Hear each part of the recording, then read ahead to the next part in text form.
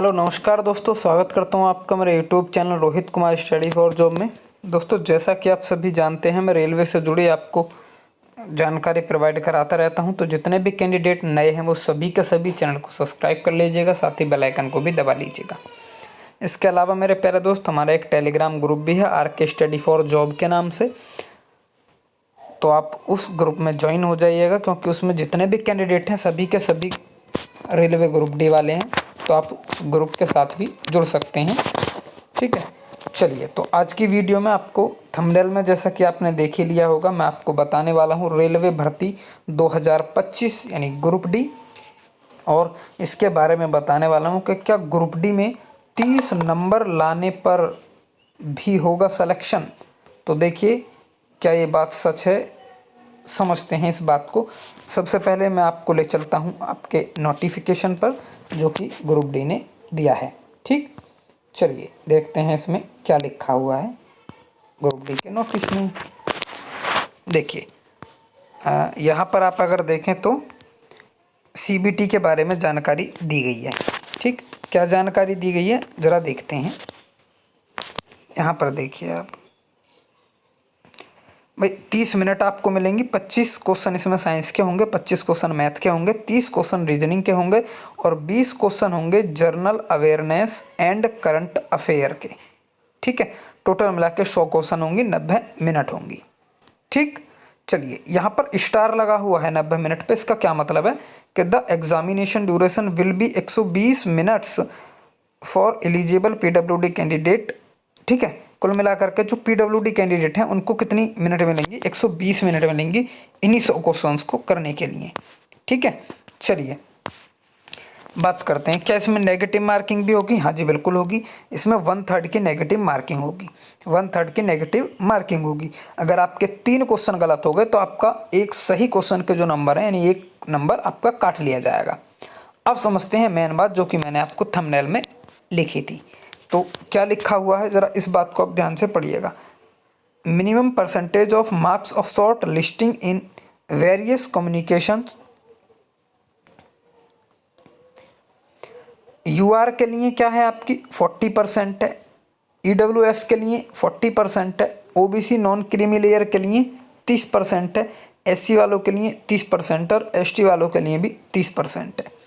ठीक है, these percentage of marks of eligibility may be related by 2 marks for PWD candidate in case of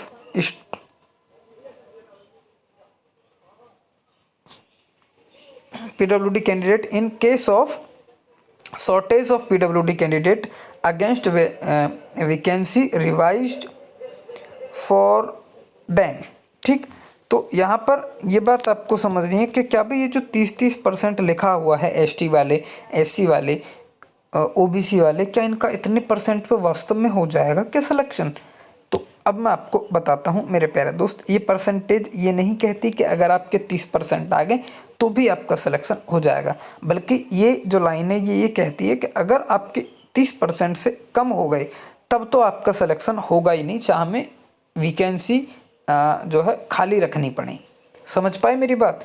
यानी जो इतने percent से कम मार्क्स ला पाएगा उसको शॉर्ट लिस्टेड बिल्कुल नहीं किया जाएगा, ये लाइन यहाँ पर कहना चाह रही है।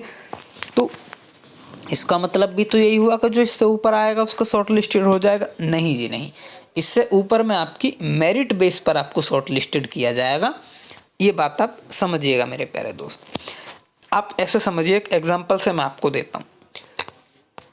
मान लीजिए एक कैंडिडेट है जो कि 100 में से 25 नंबर ले आया, एक दूसरा कैंडिडेट है जो कि 100 में से 31 नंबर ले आया है। ठीक, अब मान लीजिए हमने सारी वैकेंसी रेलवे ने भर दी, लेकिन यहाँ पर क्या है, उसको 2 कैंडिडेट की ज़रूरत है। सॉरी, एक कैंडिडेट, हाँ 2 की मान लो, चलो 2 कैंडिडेट की ज़रूरत है मान लीजिए रेलवे को।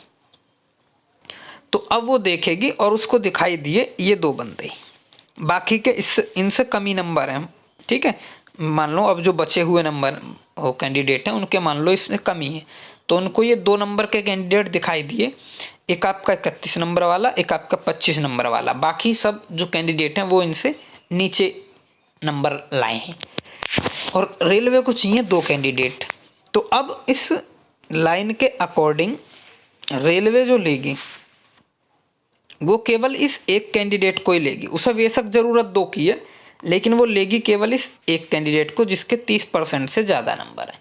अब अगर इसके 30% नंबर होते ना, मिनिमम 30% यानी 30 नंबर भी होते, तो भी इसको शॉर्ट लिस्टेड कर दिया जाता।